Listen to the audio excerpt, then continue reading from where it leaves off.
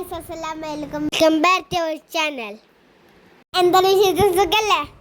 നമ്മളിവിടെ ഉണ്ടാക്കുമ്പോൾ സബോള ബജ്ജി. ഇതിന് വേണ്ട സാധനങ്ങൾ: സബോള ചെറുതായി അരിഞ്ഞത്, 2 പച്ചമുളക് വേണം ചെറുതായി അരിഞ്ഞത്, ഞങ്ങളിവിടെ ഇഞ്ചി വെളുത്തുള്ളി ചതച്ചത് കുറച്ച് ഇട്ടിട്ടുണ്ട്, പാകത്തിന് ഉപ്പ്, മൈദപ്പൊടി വേണം, കുറച്ച് കടലമാവും വേണം, ചെറിയ ജീരകം വേണം, പിന്നെ കായപ്പൊടി വേണം. ഇതെല്ലാം മിക്സും കൂടി കൂട്ടിയിട്ട് പാകത്തിന് വെള്ളമാക്കി നന്നായി മിക്സ് ചെയ്ത് വെക്കാം. ഞങ്ങളുടെ ചാനൽ ആദ്യം അത് കാണുന്നതാണെങ്കിൽ ലൈക്ക് ചെയ്യണം, ഷെയർ ചെയ്യണം.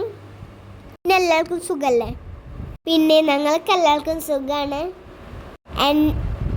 എൻ്റെ എല്ലാതും കൂടി മിസ് ചെയ്യുന്നുണ്ട് ഗൈസ്. ഞങ്ങൾ ഒന്നുമില്ലാതെ നിൽക്കും. ഞങ്ങൾ സ്കൂൾ വിട്ട് വന്ന് നേരത്ത് എന്താ തരാമെന്ന് വിചാരിക്കുമ്പോൾ വേഗം പോയി സബോള ഇട്ടത് ഇങ്ങനെ ചെയ്തത്. ഇത് 4 മണി പലഹാരമാണ്. നിങ്ങളെല്ലാം ഞങ്ങളെ സപ്പോർട്ട് ചെയ്തെന്ന് വിചാരിക്കുന്നു. ചാനൽ എല്ലാവരും പോയി കാണാൻ ഞങ്ങളെ സപ്പോർട്ട് ചെയ്യണം. ഞങ്ങളെ സപ്പോർട്ട് ചെയ്ത എല്ലാവർക്കും ഒരുപാട് താങ്ക് യു. എന്നെ ഒന്ന് മിസ് ചെയ്ത് റെഡിയാക്കണല്ലോ ഗൈസ്. ഇത് മിസ് ചെയ്തിട്ട് കുറച്ച് നേരം അടച്ചു വെക്കണം.